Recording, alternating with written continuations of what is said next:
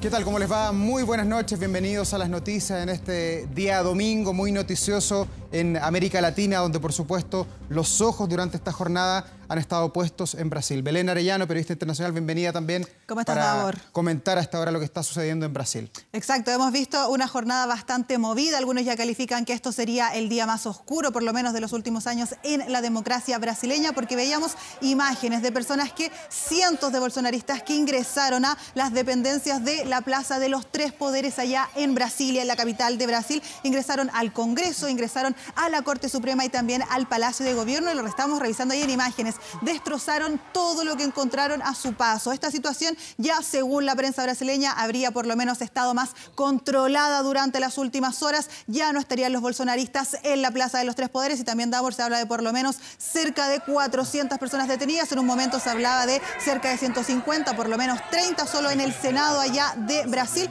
Una situación que revisamos durante toda esta jornada y que causó impacto mundial, Davor, no solo en nuestra región. Sí, la situación hasta ahora ya está controlada luego de un potente discurso político del presidente Lula da Silva, que recién se está instalando, que hace una semana asumió el mando del Brasil. Sin embargo, firmó rápidamente un decreto que entregó poderes especiales a un interventor, también a la policía, que rápidamente despejó la Corte Suprema, el Congreso, el Palacio Presidencial, y a esta hora ya comienzan, Belén, a verse los daños de las oficinas, vidrios quebrados, rotura de mobiliario, un intento de quebrar la democracia de los partidarios de Bolsonaro, que afortunadamente fue desactivado por el presidente Lula. Claro, una jornada bastante complicada para los brasileños allá después de lo que pasó con estos bolsonaristas. Tenemos una nota que le hizo Fernanda Navarro, que nos va a relatar qué pasó durante este día oscuro allá domingo en Brasil. Veamos qué pasó.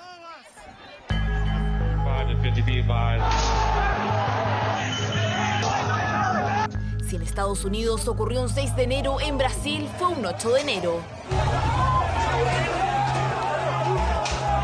Este domingo quedará en la memoria de todos los brasileños como uno de los días más negros desde el regreso a la democracia en 1985. Cientos de seguidores del exmandatario Jair Bolsonaro, vestidos de amarillo y verde y alzando banderas del país, invadieron y destruyeron parte de los edificios de los tres poderes del Estado de Brasilia: el Palacio de Planalto, el Tribunal Federal Supremo y el Congreso. Este último edificio fue el más afectado. Rompiendo todo lo que encontraron a su paso, ingresaron a las oficinas y se enfrentaron con la policía, dejando a algunos uniformados heridos. El presidente Lula, quien se encontraba en el estado de Sao Paulo, no titubeó al reaccionar. Estas personas recibirán un castigo ejemplar para que nadie nunca más use la bandera del país o camisetas del país, haciéndose llamar nacionalistas para justificar estos actos. Los seguidores del exmandatario piden intervención militar y la renuncia de Lula da Silva, que asumió hace exactamente una semana. Mientras que el presidente brasileño decretó la intervención militar federal para controlar la situación y el cierre del centro de Brasilia por 24 horas, además de pedir la detención de Anderson Torres, el secretario de Seguridad del Distrito Federal. Había muchas señales que indicaban que esto iba a producirse, precisamente porque desde el momento en que gana la elección Lula da Silva, se crean estos movimientos, se crean los paros en las carreteras. Un violento hecho que ocurre cuando el exmandatario no se encuentra en territorio brasileño. Jair Bolsonaro viajó hace más de una semana a Florida, en Estados Unidos. Hecho que provocaron la rápida reacción y condena de mandatarios de la región. Impresentable ataque a los tres poderes del Estado brasilero por parte de bolsonaristas. Estamos juntos al pueblo brasileño para defender la democracia. Un hecho que marcará un antes y un después en la historia democrática brasileña y que pone al nuevo gobierno de Lula da Silva frente a uno de los momentos políticos más complejos de los últimos 38 años en Brasil. De los últimos 38 años en Brasil, Davor, que hemos visto en las imágenes, quedó todo destrozado, una situación que causó no solamente impacto en nuestra región, sino que también impacto a nivel mundial, porque había fuerzas de seguridad que efectivamente tenían que estar ahí protegiendo este importante lugar que sabemos alberga los tres poderes del Estado en Brasil, y es por eso entonces que estamos revisando lo que dejó esta jornada, pero al mismo tiempo queremos invitar a Carlos Turdera. Él es analista político, está en Brasil. Carlos, ¿cómo estás? Buenas noches. Gracias por estar acá junto con nosotros. Buenas noches, Belén. Buenas noches, Davor. Bueno, un gusto estar aquí. Carlos, ¿cuál es el primer análisis que se puede hacer con el paso de las horas? Esto ya ocurrió hace más o menos 5 horas desde que se desató esta insurgencia, esta rebelión en contra del gobierno. ¿Cuál es el análisis que pueden hacer ustedes desde Brasil?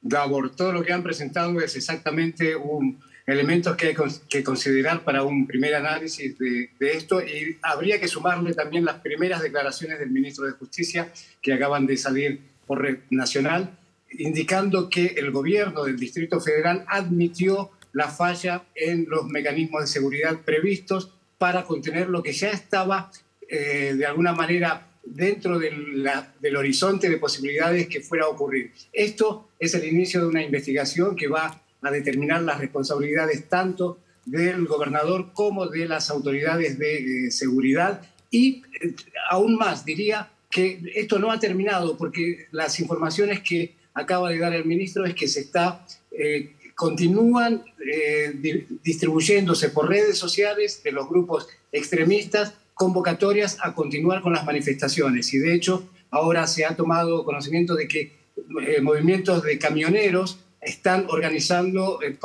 caravanas hacia el Distrito Federal.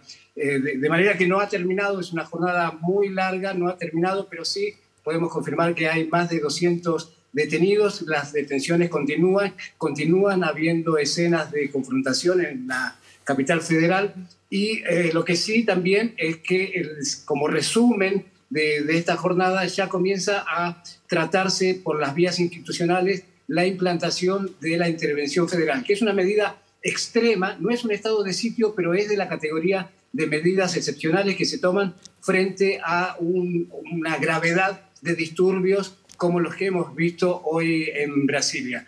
Este es el cuadro por el momento. Hay 40 ómnibus también que fueron aprehendidos por las fuerzas de seguridad constituidas, y también el anuncio por parte del ministro de Justicia de refuerzos militares en las próximas horas para auxiliar al interventor federal, que toma cuenta ahora entonces del control de la capital federal.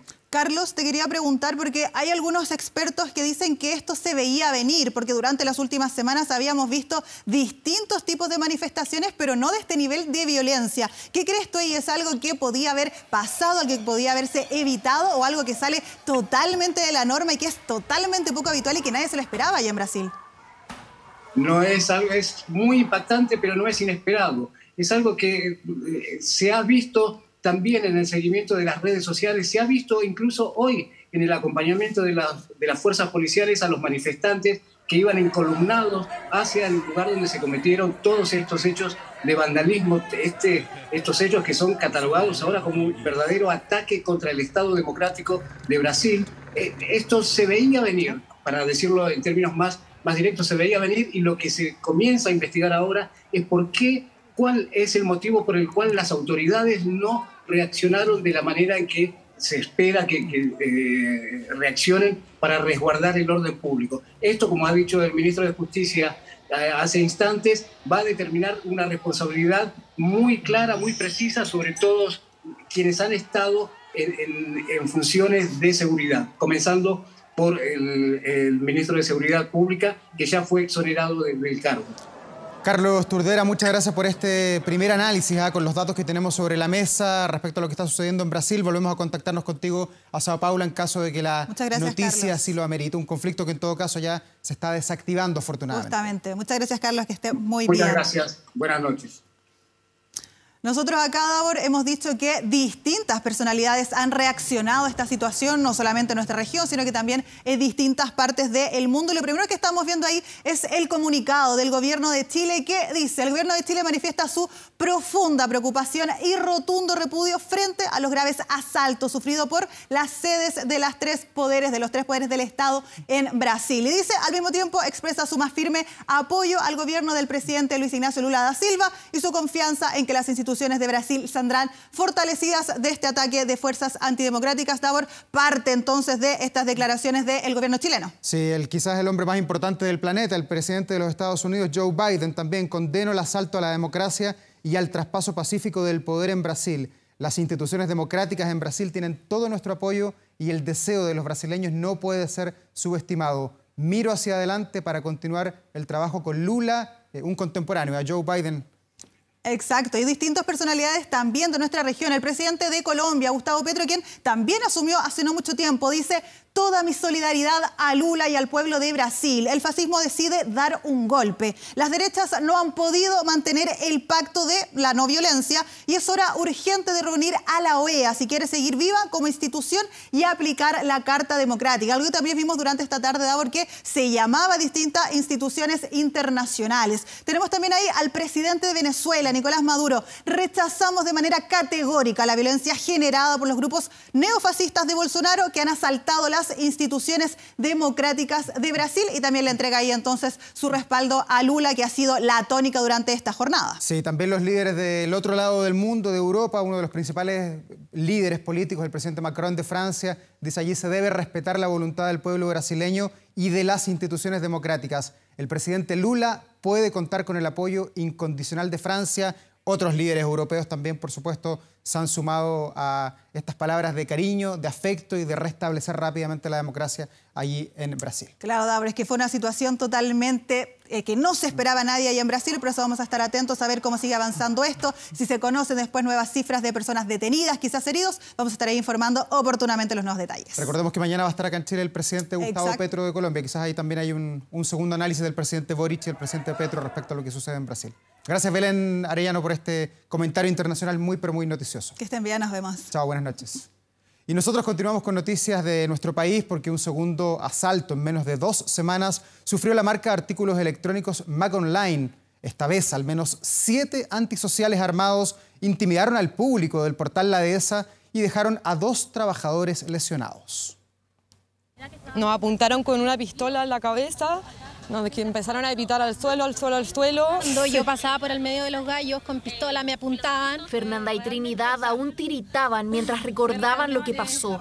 Era las 11:40 de la mañana, un día sábado tranquilo en el mall Portal La Dehesa, cuando entre 7 y 8 antisociales armados asaltaron la tienda de artículos electrónicos Mac Online.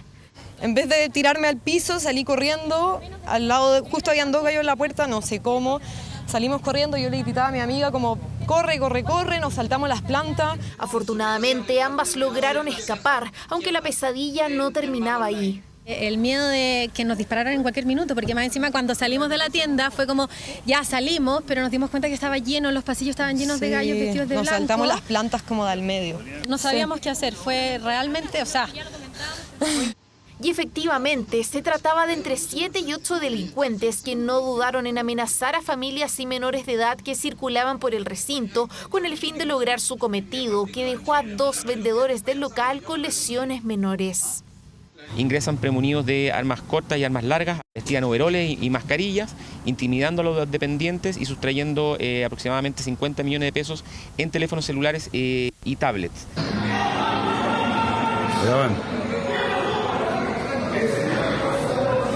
Allá van, con pistola. Pero atrás, afuera, no está la policía. Ahí. Un robo millonario que, según la Policía de Investigaciones, revista características de alta complejidad, dada la planificación y la logística detrás del delito. El paradero de los antisociales por el momento es desconocido, después de que todos se dieran a la fuga por Costanera Norte hacia el sector poniente. Salimos, pero así, tiritona, lloraba. Y había un señor en el auto que ahí nos ayudó en el estacionamiento y nos llevó hasta la casa. 2 asaltos en menos de 2 semanas es el triste récord que registra Mac Online. Y es que el pasado 29 de diciembre, un hecho de similares características afectó a la sucursal del Mall Arauco Maipú. Realizar los cruces con los otros casos que han ocurrido y establecer fehacientemente a través de medios de prueba si existe vinculación con algún tipo de patrón común en estas bandas que están operando en diferentes comunas y diferentes malls también de la región metropolitana. Eso lógicamente va a ser parte de la investigación. Aunque fueron solo minutos, los momentos de terror que se vivieron en este centro comercial de Lo Barnechea difícilmente serán olvidados por estas 2 jóvenes y por todo el público que vio abruptamente interrumpido su paseo de fin de semana. Y seguimos con información policial porque un conflicto automovilístico provocó una intensa discusión que terminó con un joven muerto a manos de un carabinero que estaba de franco en la comuna de Puente Alto. Nuevos registros de las cámaras de seguridad muestran cómo ocurrió realmente el incidente que dejó a la ahora ex policía en prisión preventiva.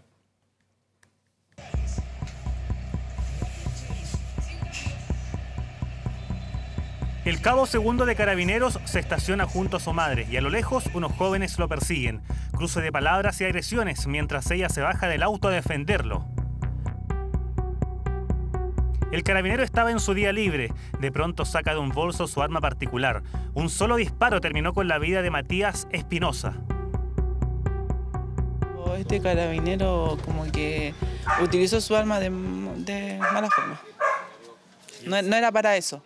Todo ocurrió en la vía Santa Esther de Puente Alto. La víctima había ido a casa de su hermana en su auto, pero cuando él se retiraba, apareció por el pasaje el carabinero, quien también regresaba a su hogar. Un conflicto vial desencadenó el altercado. Donde mi cuñado procede a encarar al hombre ahí porque hubo un raspón del auto, me parece. En ningún momento los chocamos. Ellos salieron en persecución de nosotros. Yo lo único que les dije, qué lindo manejas. Y eso parece que les provocó la rabia. Ahí el joven y sus cercanos fueron hasta el carabinero. Gritos, amenazas, discusiones, agresiones y un disparo mortal. Matías llegó, yo le digo, Matías lo molió a combo. Y él lo único que le quedó es desenfundar su arma y cobardemente darle un balazo en el corazón. ¿Qué piensan ustedes si 2 vehículos salen en persecución de ustedes? En los momentos que estamos pasando ahora, ¿qué es lo que se les pasa por la cabeza? Lo primero, una encerrona, una quita de auto. Eso es lo que se nos pasó por la cabeza a nosotros. Matías Espinosa tenía 23 años, trabajaba en la construcción armando andamios, vivía a pocas cuadras de donde perdió la vida. ¿Escuchaste que él se haya identificado como carabinero varias veces? En ningún momento. En ningún momento. No. Se identificó en 4 oportunidades. Hay testigos del pasaje que dicen lo mismo que les estoy diciendo yo. El carabinero fue formalizado por homicidio. Si bien al comienzo denunció un intento de robo, quedó descartado en la audiencia. Desde un comienzo intenta extraer su arma de fuego y la que no tiene ninguna duda en utilizar, no magistrado apuntando al aire o al suelo, efectuando un disparo, sino que directamente a la zona torácica de la víctima. Lo único, señoría, lo único que frenó a estas personas fue usar el arma de fuego.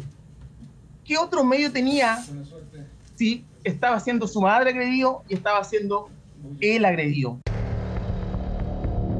El carabinero quedó en prisión preventiva y se definieron 150 días de investigación. Ahora el cuerpo de Matías Espinosa será velado en su casa y su funeral será en el cementerio Parque del Recuerdo Cordillera, en Puente Alto. Personas atrapadas, caminos inhabilitados y también cortes de agua fueron algunas de las consecuencias que dejaron las precipitaciones en la zona precordillerana de nuestra capital. Un sistema frontal que pone además en alerta a las autoridades que ya han realizado un llamado a los veraneantes para que tomen las precauciones necesarias antes de visitar esos lugares. Acá tuvimos lluvia, trueno y de todo, pero lamentablemente la gente no pudo devolver a su domicilio y acá en Parque Salto el Yeso los refugiamos. Tomó a varios por sorpresa. Las precipitaciones en la zona precordillerana dejó más de un estrago. Corrió el rodadito, ahí está. Personas atrapadas y caminos cortados en la parte alta del Cajón del Maipo fueron parte de las repercusiones de este sistema frontal que había sido anunciado. Empezó la lluvia y se bajó al tiro el cerro y nos quedamos atrapados. Familia que andaban con niños chicos, imagínate, gente que andaba con puro traje de baño por las termas y después tuvimos casi como 7 horas esperando arriba. Tuvimos que caminar casi 2 horas para buscar señal, para avisar a los familiares que estábamos bien todos. con otro grupo de gente. Para evitar malos ratos, las autoridades hacen un llamado a mantenerse informados sobre las condiciones climatológicas de las zonas precordilleranas, sobre todo considerando la temporada alta de vacaciones. En las montañas las condiciones cambian de un momento a otro y pueden exponer a los turistas a situaciones de riesgo. Y la ruta G455 se encuentra inhabilitada por el socavón y rodados en el kilómetro 17.5, trabajos que se proyectan para 1 o 2 días. Vamos a tener hoy día probabilidad de tormentas eléctricas en el sector precordillerano y cordillerano de estas zonas. Para el día de mañana vamos a tener la misma condición, vamos a tener ya más debilitada porque va a pasar el sector argentino. Pero claro, no todos estaban al tanto de lo ocurrido.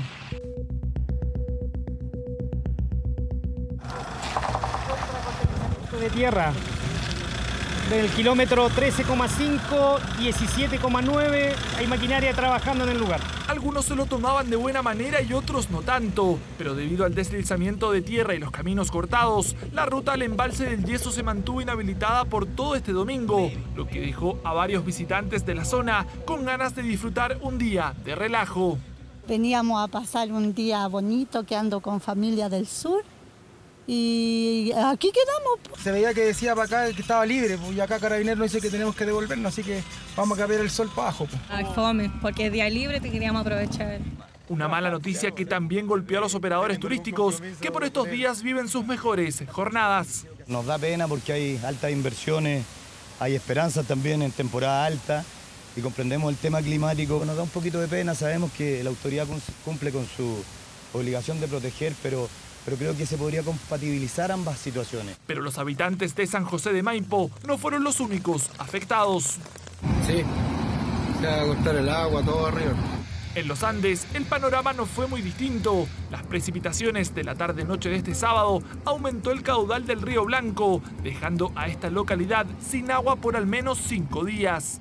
Una bajada de agua exactamente que nos complica el tema del agua potable de nuestra comuna. En el verano estuvimos 4 días sin agua. Por rotura de matriz también. Ahora fue por el desborde del canal. Un corte que afecta a cerca de 600 personas y que tiene a las autoridades tomando medidas para otorgar el suministro. Lluvias en la precordillera que permitieron que el caudal del río Mapocho también aumentara. Un sistema frontal que esta vez fue una advertencia y que nos recuerda tomar precauciones en caso de visitar la zona precordillerana para así evitar que estos eventos climatológicos no pasen a mayores y terminen en tragedia. Y vamos ahora a la política porque tras la renuncia de la ahora exministra Marcela Ríos y luego de reconocer desprolijidades en el otorgamiento de los indultos, el gobierno deberá enfrentar múltiples desafíos en las próximas horas.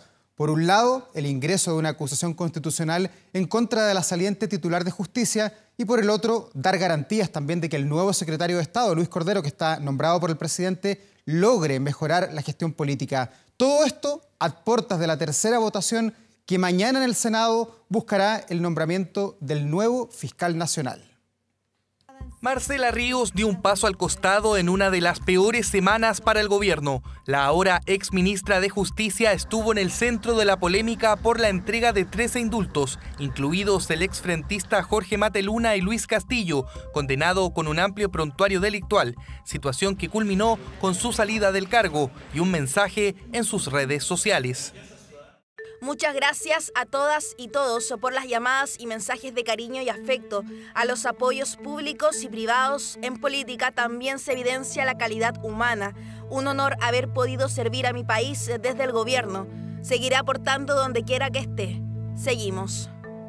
Errores comunicacionales y políticos sellaron su destino y el de Matías Mesa Lopeandia, ahora ex jefe de gabinete del presidente. Las dificultades fueron reconocidas por el propio Boric.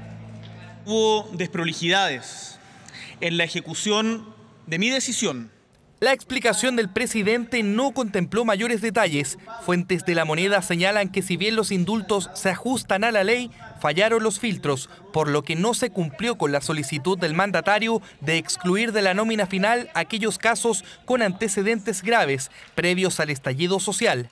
Yo lo que he entendido, y aquí no hablo por el gobierno, sino lo que yo he logrado comprender como diputado, es que quería que le filtraran a quienes tenían un historial de delictividad común previa y que eso no se habría cumplido. Por ejemplo, el informe negativo de Gendarmería o, por ejemplo, el prontuario de Luis Castillo. Yo creo que va a tener que señalar cuáles son a su juicio las desprolijidades, porque todo lo que tenemos son comentarios de terceros respecto de que no se había cumplido con lo que él había instruido. Si bien Ríos asumió con su salida la responsabilidad política tras las críticas a los indultos otorgados, en Chile Vamos no dan por cerrado el episodio.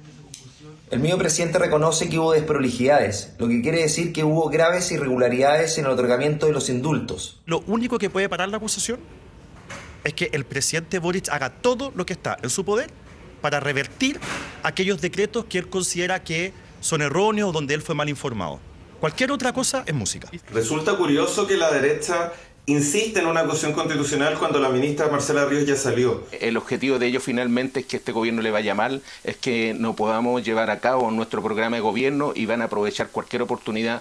Ahora será el turno de Luis Cordero Vega de asumir como titular en la cartera de Justicia, abogado, profesor de Derecho Administrativo de la Universidad de Chile y también columnista. Esperamos que el cambio de ministro de Justicia permita mejorar la gestión política de un ministerio que presenta una serie de complicaciones, entre otros con el funcionamiento de sus servicios, como son, por ejemplo, Gendarmería y el Registro Civil. Que lidere y haga equipo, que ordene un ministerio que está totalmente desordenado, que tenga mejor relación con el Poder Judicial y con el Parlamento.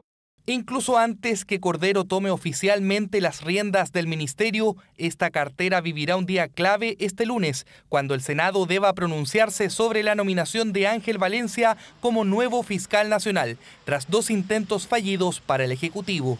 Sería una irresponsabilidad rechazar por tercera vez el nombre propuesto para fiscal nacional.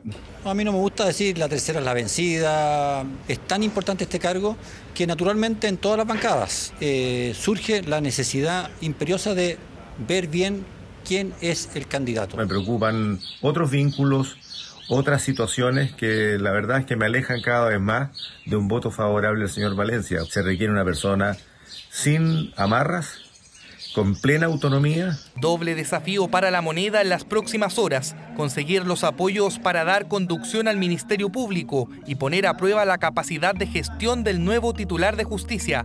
Complejo inicio del 2023, en donde además se sumará una acusación constitucional en contra de la ahora exministra Marcela Ríos. Y seguimos ahora en el sur de nuestro país con una muy pero muy linda historia, porque fíjese que en Talcahuano, un matrimonio de adultos mayores protagoniza un video que ha causado muchísima admiración. Es un hombre en silla de ruedas acompañado de su esposa que va sobre un skate. Conversamos con ellos y nos contaron cómo nació este invento que ha conquistado ya muchos pero muchos corazones. Este video se viralizó en redes sociales. ¡Quiero ser ella! ¡Ah, no! Sus protagonistas están hoy día tan impactados como quienes lo grabaron, pero por otras razones. 3 millones de visitas. millones de vistas. Pero están felices de poder transmitir una historia a través de este carrito motorizado que sirva a muchos más y que parte hace años cuando Verónica vio algo parecido en televisión, aunque ya no recuerda dónde. Pero se me quedó en mi cabecita. Y eso fue suficiente para que un día cualquiera este matrimonio de Talcahuano, enfrentado a las incomodidades del transporte en la zona del Biobío, tuviera esa conversación que cualquier pareja de adultos mayores con uno de ellos en silla de ruedas podría tener. Yo le hice el comentario a mi esposo, ¿acaso podíamos poner una patineta? Y él me dijo, ya, pues hagámoslo. Por cierto, hay que decirlo, tenían a su favor la expertise de Pablo sobre la silla de ruedas y la experiencia de su esposa, que ya había utilizado bastante tiempo un scooter. Y aquí estamos. Sonríe Verónica, evidenciando una complicidad entre esta pareja, casados hace 5 años y acompañados siempre de la realidad de Pablo, quien perdió su movilidad a los 19 años de edad. Me tiré un piquero y quedé discapacitado. 46 o 7 años en silla de ruedas, ¿sí? Tienen auto, Pablo incluso puede manejarlo, uno adaptado, pero con tacos, moverse entre su Talcahuano y la vecina Concepción puede tomar 1 hora. Se van a formar tacos por la autopista o en Concepción. Mientras que en el biotren tardan 10 minutos y para el resto de los desplazamientos está el invento. Es bueno, como que siento que voy volando. Héctor plasmó la idea de manera más bien artesanal. Los planos lo hice en mi cabeza. Y un maestro la ejecutó. Ni siquiera él sabía lo que estaba haciendo cuando corta aquí, corta acá. Pero quedó hecho hace poco más de un año, a partir de un viejo skate o patineta que había sido del hijo de Verónica. Y le pusimos, la reforzamos, y le pusimos doble puente por el peso. Si lo único que tiene que es como muy angostita. Tengo que andar con un pie adelante y un pie atrás. Si fuera más anchita, ahí sería diferente. Uno de los desafíos que tienen, pero las ganas están, la popularidad ahora también está. Lo que falta son otras cosas, las de siempre, básicamente. Las calles aquí en Concepción no están preparadas para la gente discapacitada. Nos dificulta un poco, pero bueno, pero ahí nos arreglamos. Y siguen adelante, con una actitud envidiable que la gente del sector reconoce con orgullo vecinal. Apañadores ellos como familia. Encontraron una manera de transportarse juntitos, el amor. Es bonito acompañarse hasta esa edad. Así lo hacen, con amor, aseguran, con creatividad y con muchas ganas, que esperan contagiar a tantos en situaciones similares y que hoy los han conocido a través de aquel viralizado testimonio en video. Qué bueno, ojalá que lo copien. Lo bueno hay que copiarlo y esta pareja tiene harto para copiarlo.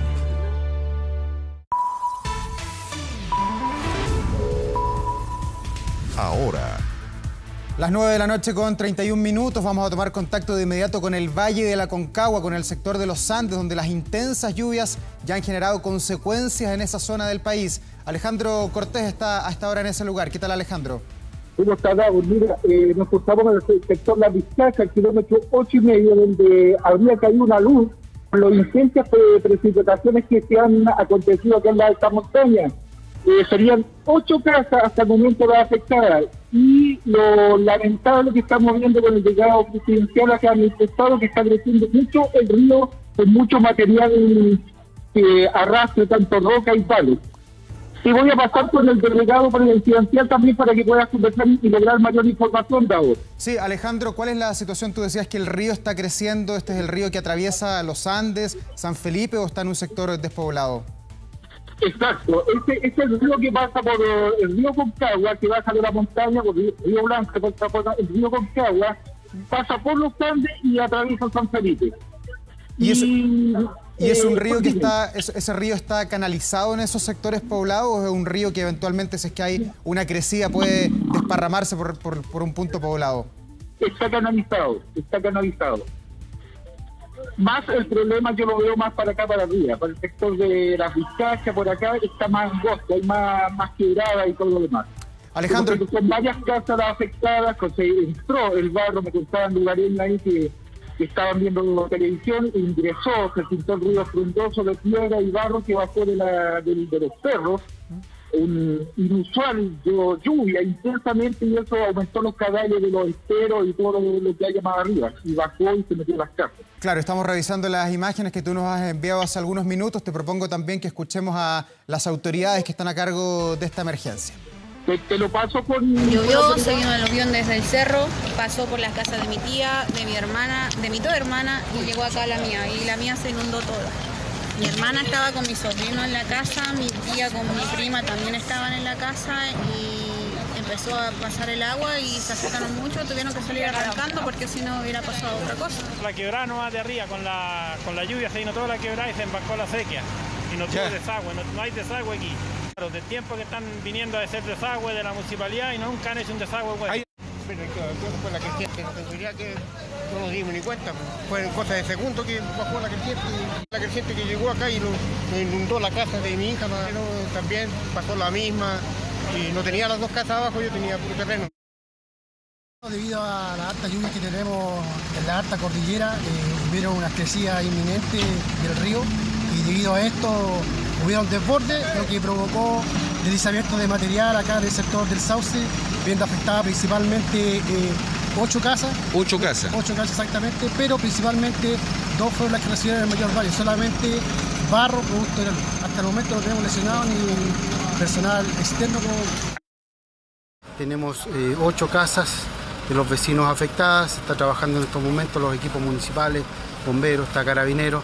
Estamos recurriendo a otras instancias para poder evaluar la condición de esta quebrada para fin de que nos indique si es necesario o no hacer algún otro tipo de acción. Así que nos mantenemos en terreno y vamos a seguir monitoreando todos los sectores que puedan tener algún problema. Alejandro, tú que estás allí en la zona, ¿cuál es la situación que se proyecta para las próximas horas? Eventualmente tú nos decías la crecida del río, pero ¿va a seguir lloviendo allí en la zona? ¿Qué dicen las autoridades?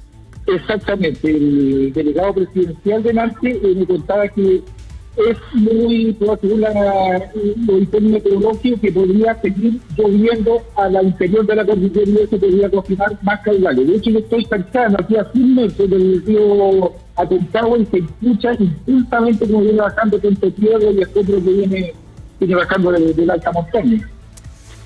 Alejandro Cortés, muchas gracias por este reporte desde la ciudad de Los Andes. Ojalá que la situación no pase a mayores. Nos imaginamos que va a haber un monitoreo constante de los ríos esta noche por parte de las autoridades. Gracias por este reporte. Buenas noches.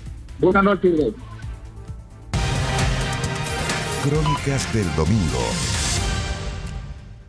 En nuestro país hay más de 4 millones de deudores morosos, pero los expertos afirman que esta cifra incluso podría aumentar mucho más debido a la incipiente crisis económica. ¿Cuáles son las consecuencias de mantener estos compromisos impagos? Una de ellas, por ejemplo, es el remate de una propiedad que en algunos casos se puede gatillar por deudas de consumo de 1 millón de pesos. La que sigue es la crónica del domingo que preparó la periodista Carolina Alcayaga.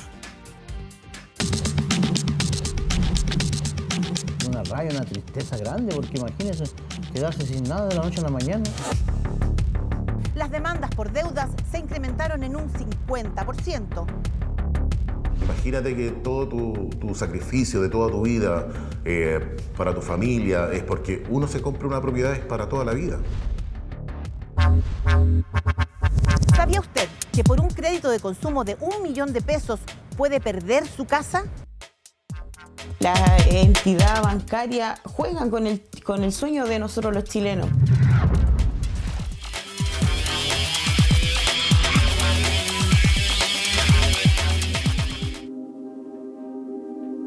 En 2 días, Francisca Rocha tendrá que abandonar su casa. Ahora con esto, los niños quedaron en la calle prácticamente, porque en este momento no tengo dónde ir. Hoy parte a los tribunales civiles de Los Ángeles a hacer uno de los últimos trámites judiciales posibles. Ahora vengo al tribunal a averiguar el tema de la liquidación de un saldo restante que quedó del remate de la casa. Quiero saber qué fue lo que pasó al final con el remate de la casa. Lamentablemente a nosotros no nos dan información, solamente tengo que venir con el abogado. Rematan su vivienda de más de 20 millones de pesos en 13. A su favor quedarían 9 millones. Su calvario comienza en marzo cuando la llaman de la financiera donde pide un crédito de consumo por 1 millón de pesos el 2020. Y me dice que mi casa va a ser rematada el día 25 de marzo. Cuando pedí el crédito, no dejé mi casa hipotecada ni como parte de pago, nada de eso. Entonces, lo que nunca dejo de pensar, el por qué me remataron mi casa tan rápido. Si cuando yo tengo entendido que lo primero que se remata son los bienes que uno tiene dentro de la casa. Pero, o sea, ellos remataron mi casa por una deuda de 2,5 millones. Y en este caso fue por 1 millón de pesos, más que por 1,5 millones, porque yo a eso aboné 1 millón de pesos. Si uno tiene una deuda del monto que sea y tiene un patrimonio, sea un auto, una casa, participación en alguna sociedad, eso corre riesgo de que sea embargado, indistintamente a la proporción. Hay acciones legales que uno puede hacer alegando la desproporcionalidad que existe, sin embargo, ahí igual nos arriesgamos al criterio del tribunal. Por lo tanto, ¿cuál sería la recomendación? Que las personas que están imposibilitadas de pagar sus compromisos financieros, que hoy día tienen un problema importante para poder cumplir, se asesoren antes, ojalá, de que su inmueble esté embargado. Traslada sus cosas al sitio de su madre. Francisca pierde su casa Serviu y la posibilidad de volver a postular a un subsidio. Su historia se repite y podría afectar a muchos más. Hoy, el 81% de los deudores son de créditos de consumo. La mayoría no sabe que estas deudas le pueden costar la casa. En nuestro país, del total de morosos, de 4.100.000 personas, cerca del 80% lleva más de 24 meses consecutivos en morosidad.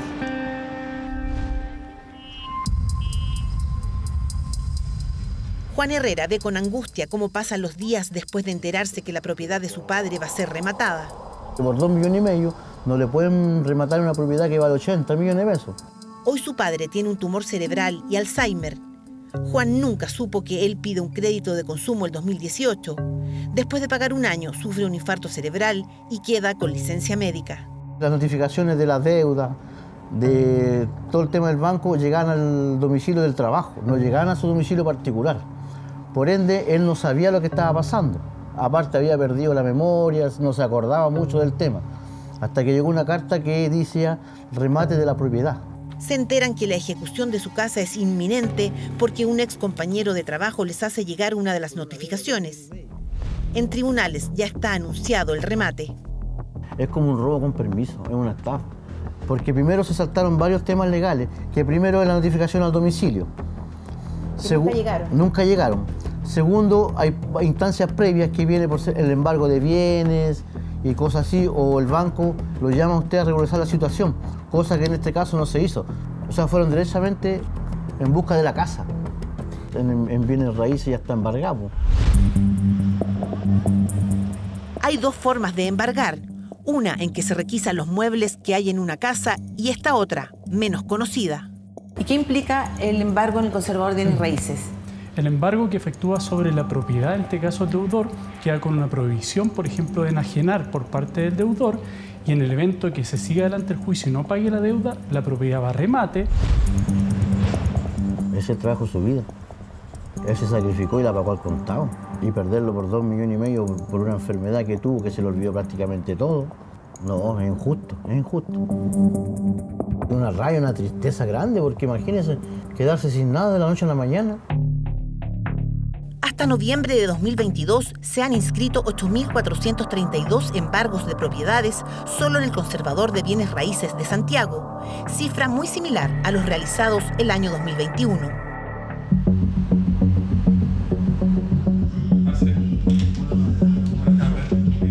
Quería ver cómo iba el asunto del remate de la casa de mi padre.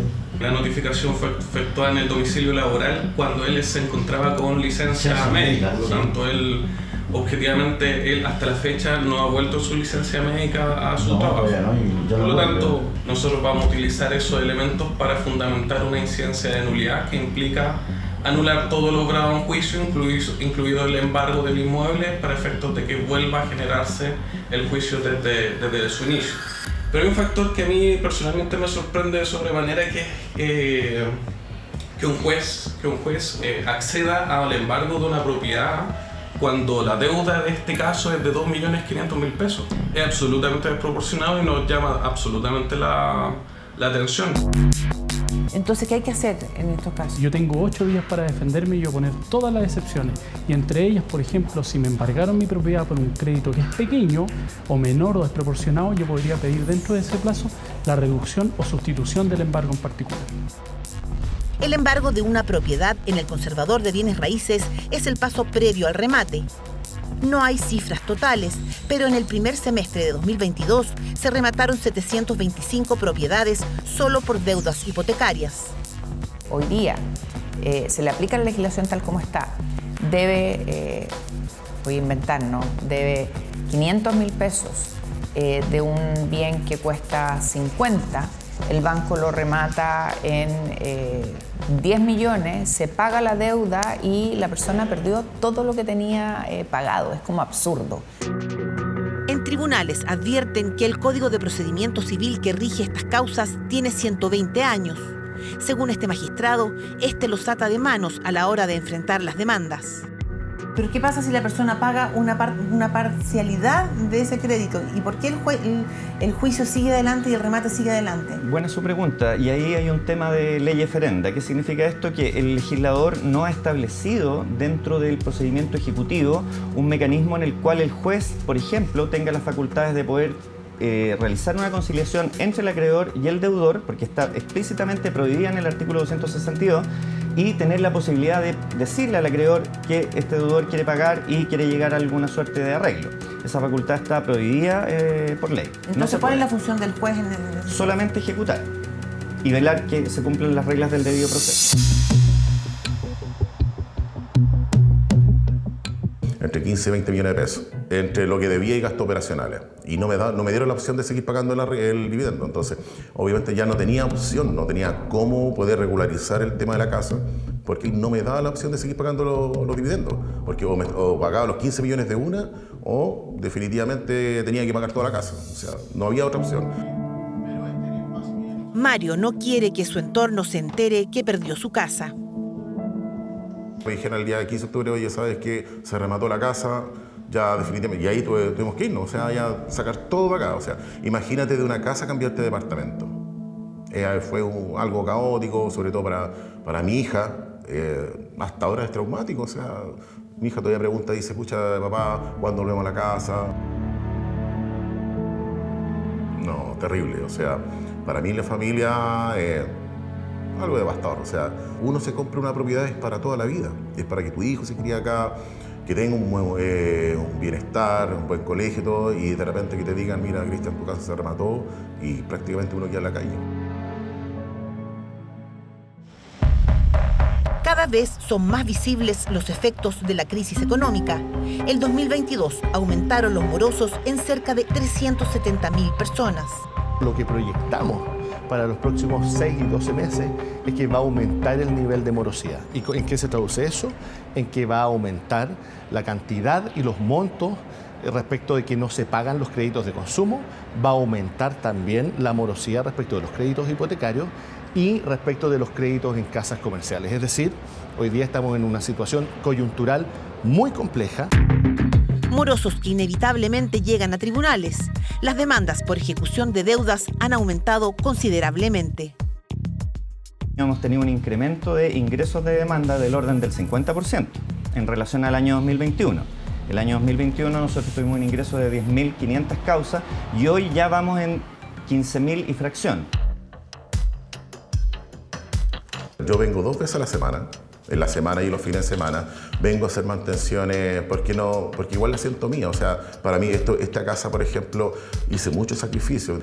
El miedo también de tener de que se puedan tomar la casa, porque esta casa está desocupada y pasa muchas veces que llega gente y se la toma. Pagar la luz, el agua, el gas. ¿Lo sigues pagando tú? Sí, lo sigo pagando yo hasta ahora, todos los meses. La mantención de la piscina, tengo que ver el tema del pasto, todo. Yo hay que invertir todo lo que tenía en esta casa, todo. O sea, mi patrimonio es, entre comillas. ¿Tú mantienes la ilusión de recuperarla? Sí, por supuesto. Por eso yo, incluso cuando se remató la casa, la gente de Chile Deuda, yo les pregunté y les dije, mira, ¿está la opción de a lo mejor de tratar de salvar la casa? Sí, me dijo, mira, esto se puede demorar entre 1 año, 1 año y medio, todo depende del banco. En este caso, las alternativas ya son muy bajas, es que ya no se debe terminar. ¿No hay nada que hacer en este caso? Por ejemplo, para anular el remate. A estas alturas, no. ¿Porque él cree que puede anular el remate o algo así? No, no es lo que yo he conversado con él. Él tiene claro que el remate ya se efectuó. Una noticia muy preocupante, de estos 4.100.000 morosos, cerca del 62% pertenece al segmento socioeconómico D, que son familias que tienen ingresos en torno a los 640.000 pesos y que para salir de la morosidad tendrían que dedicar 2,3 veces esos recursos para poder volver a endeudarse en forma responsable. ¿Pero qué alternativas existen para evitar los remates? La mayoría desconoce esta opción. Solo 300 personas el 2022 buscan una salida de la Superintendencia de Insolvencia y Reemprendimiento para renegociar las deudas. ayudamos y facilitamos a esa persona a que pueda renegociar. Esto significa que pueda plantearle a todos los acreedores, con nuestra ayuda, un mecanismo, una propuesta que está en condiciones mucho más favorables que lo que podría lograr esa persona yendo a cada uno de los acreedores. Y esa propuesta de renegociación va a contener mayor cantidad de cuotas, con tasas de interés menores. ¿De qué manera se puede proteger a un deudor cuando tiene un inmueble para proteger ese inmueble de un arremate? Lo principal es actuar con tiempo. Si la casa está solamente con una hipoteca, sí es viable que se realice a modo de resguardo un cambio de dominio del inmueble. ¿Qué pasa con eso, Carolina? Es que cuando el acreedor o los acreedores hagan búsquedas en los distintos conservadores de bienes raíces para tratar de tomar un inmueble a nombre del deudor, no van a encontrar, porque el inmueble está a nombre de una tercera persona que es totalmente ajena al juicio. O sea, igual me hago mea culpa porque el por qué no pago las cuotas, pero cuando a uno no le alcanza el dinero tiene que dejar cosas atrás. Debería existir alguna protección, pero no sé, otra forma de pago quizás, pero no con un bien raíz. O sea, en realidad los bancos, la entidad bancaria juegan con el sueño de nosotros los chilenos, que es perder tu casa, quedarte prácticamente en la calle. Hace casi 4 años se presenta un proyecto de ley para regular casos como el de Francisca. Bueno, uno, modificar el tema del valor mínimo del remate. Nosotros creemos que es inmoral sacar al remate una propiedad al 25% del avalúo fiscal. Segundo, que tiene que haber cierta consideración al esfuerzo y al cumplimiento. Una persona que tiene más del 50% de su deuda pagada no puede ser tratada igual que una que está partiendo. Y menos cuando se juega tu casa en este tipo de cosas. Tercero, obviamente el hecho de que exista la posibilidad de ponerse al día y con eso inhibir el remate. Al menos desde que comienza el juicio ejecutivo puede pasar incluso 1 año y medio hasta que sale una sentencia. En ese plazo, aclara el juez, las partes generalmente llegan a acuerdo. Para Mario y Francisca ya no hay nada más que hacer. Juan mantiene vivas las esperanzas. No, mi padre está mal de salud. Luego ya va a estar postrado, ya está con dolores de cabeza, vómito, prácticamente ya no camina. Entonces, ojalá que esto salga antes de que él parta. Por último, no sé, una alegría que tengamos, que evitar el remate de la casa, que le costó su sacrificio de toda su vida. Juan ahora tiene más esperanzas.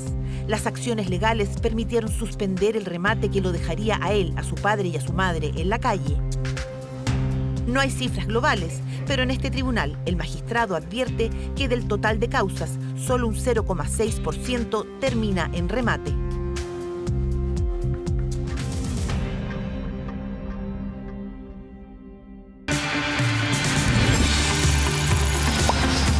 Salgamos de viaje.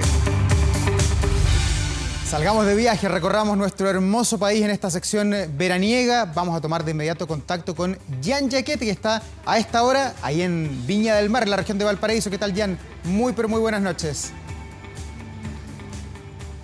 Hola Davor, nosotros aquí disfrutando de esta exquisita tarde-noche, Viña Marina, 18 grados aproximadamente, también la brisa está muy refrescante y es ahora justamente cuando muchos visitantes, turistas, desean salir a caminar por el borde costero, aquí en la avenida San Martín de Viña del Mar, para conocer también el comercio, para poder también probar las exquisiteces, para poder ir conociendo también qué es lo que se está viviendo. Pasemos a conversar con personas. Hola, ¿qué tal? ¿Cómo están? En vivo para 24 horas TVN. ¿Cuál es tu nombre? Lisette. Lisette, ¿cómo lo estás pasando en Viña del Mar? Bien, gracias. ¿Tú de dónde vienes? De Santiago. ¿Y cuántos días se quedaron acá? Al fin de semana. Ya. ¿Y están conformes, contentos? ¿Qué hicieron? Vinimos, la verdad, por un matrimonio. Ya. Pero bien, todo tranquilo. Perfecto. ¿Qué les pareció la playa? ¿Pudieron ir? Vamos ahora recién. Perfecto, se queda más ratito entonces, muchas gracias. Bueno, también a ver si es que encontramos con alguno de los trasandinos que han llegado bastante. Hola, ¿qué tal? Quería entrevistarte 24 horas, TVN en vivo. ¿Cuál es tu nombre? Verónica. Verónica, ¿tú eres de acá de Viña, turista? No, soy de Argentina. Justo estaba buscando en Argentina. Oye, preguntarte cómo lo has estado pasando. ¿Cuándo llegaste? No, re lindo, hace 3 días. ¿Hace 3 días? Sí, muy lindo Viña, la verdad que me encanta. ¿Qué es lo que has aprovechado de hacer? Viña, venimos a Reñaca. Conozco mucho Chile, me gusta. Muy lindo Chile, la verdad que lo conozco del norte al sur. Me encanta. Hoy la noche está bien agradable. ¿Qué es lo que vas a hacer? ¿Estás buscando panorama quizás? Yo soy más cultural, no soy tanto el boliche. Ando buscando cine, teatro, me gustan más esas cosas. Todavía no hemos hecho nada, pero algo vamos a hacer. Perfecto, eso quería preguntarle a tu pareja, aprovechando, ¿cuál es tu nombre? Ulises. Ulises, bueno, ¿eres más de boliche o más cultural? ¿Qué? No, también cultural, nos gusta caminar mucho, siempre apreciamos Chile, su historia, su poesía, sus escritores y un poco nos gusta recorrerlo y caminarlo ahí, no quedarnos solamente con la playa, digamos, ese tipo, tiene mucha historia y nos gusta. Muchas gracias, Ulises. Bueno, muchas gracias. Ese es el panorama en Viña del Mar, pero también vamos a viajar hacia la región de Aysén. Ahí estuvo nuestro periodista Felipe Gallegos conociendo Cerro Castillo, porque también en el proceso del reporteo se encontró incluso con un huemul, nuestro símbolo patrio. Pasemos a ver esa maravillosa nota periodística.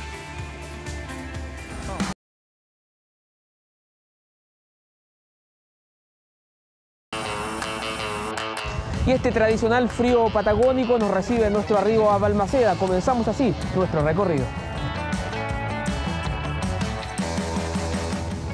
Montañas, árboles, lagos, ríos, aire puro, es todo lo que describe la ciudad de Río Ibáñez, ubicada a 1800 kilómetros de Santiago, un destino turístico incipiente que cada vez más cautiva a turistas nacionales y extranjeros. Y aquí comenzamos nuestro recorrido por la carretera austral, 1200 kilómetros que cada año encantan a miles de turistas. El camino poco a poco nos cautiva, llevábamos apenas unos minutos en la ruta cuando nos encontramos con esta agradable sorpresa. Y dentro de nuestro recorrido tuvimos la suerte de encontrarnos con una familia de huemules, uno de los grandes hitos turísticos justamente cuando uno viene a recorrer la carretera austral.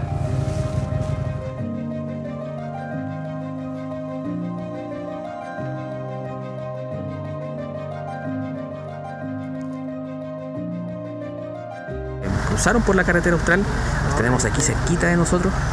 Vamos a hablar bajito para que no se espanten.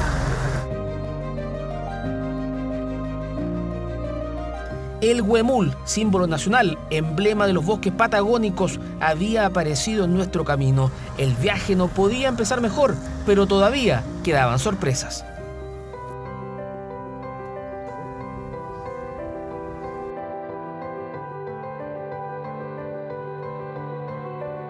Con apenas 800 habitantes, Cerro Castillo es reconocido como un incipiente destino turístico. Es un lugar predilecto por los amantes del deporte aventura, ya que por sus alrededores se puede disfrutar del kayak, las cabalgatas y del trekking.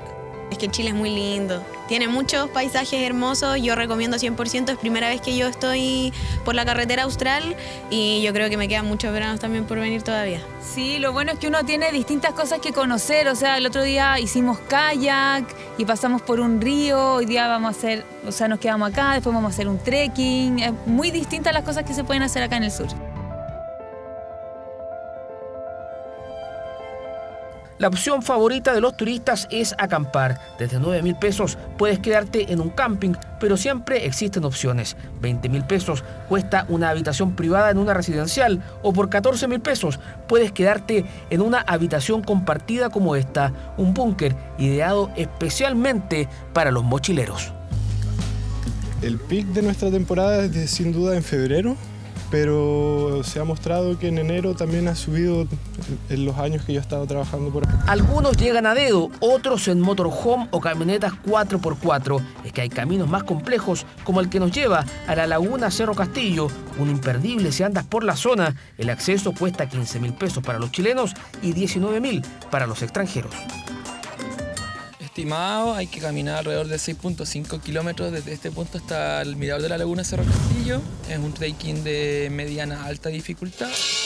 Avanzamos 18 kilómetros por la carretera austral y llegamos hasta el lago Tamango, una belleza natural con una vista privilegiada del Cerro Castillo. Nuestro recorrido continuó por otros 20 kilómetros. El viento soplaba fuerte mientras atardecía en el río Ibáñez. Así nos encontramos con este salto, otra atracción turística de la zona y donde todos quieren sacarse una foto. Es una de las paradas obligadas antes de llegar al lago General Carrera, el segundo más grande de Sudamérica y que comparten Chile y Argentina.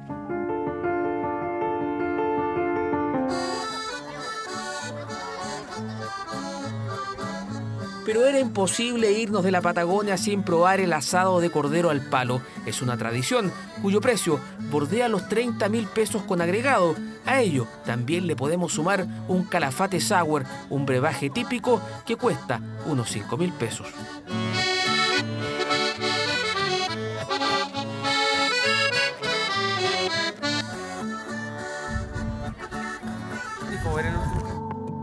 La zona vivió un hito relevante esta semana con la instalación de la primera bencinera en Villa Cerro Castillo. Sus habitantes debían recorrer largas distancias para abastecerse, lo que era un problema incluso para los bomberos. El hito se celebró con un gran evento que reunió a la comunidad. Estamos aquí a 120 kilómetros de Río Tranquilo y a 100 kilómetros de Coyhaique, estamos justo en la mitad y por lo tanto era muy importante, además un centro como Cerro Castillo que tiene un potencial turístico gigantesco, poderlo dotar de una estación de servicio como esta. Internet satelital, baños, estacionamientos, comida y todos los servicios ahora están disponibles para la comunidad y sus visitantes, algo que esperan pueda seguir contribuyendo a incentivar el turismo en la Patagonia isanina. Nos despedimos con esta vista, con el Cerro Castillo de fondo, a orillas del lago Tamango. Fue el trabajo de Francisco López en las imágenes, Felipe Gallegos, 24 horas.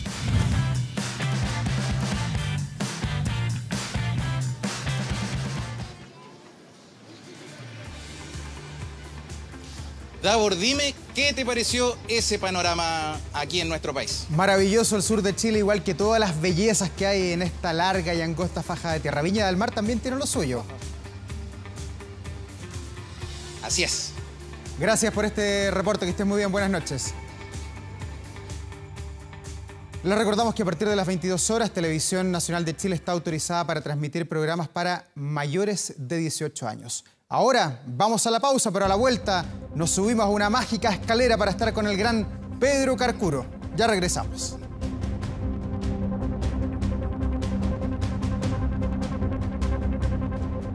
Ya volvimos con 24 horas Central. Con el 23 minutos terminamos ya la revisión de las noticias, pero usted, quédese en la compañía de TVN. Ya llega el tiempo y luego Famosos a Clases. Que esté muy bien, buen descanso.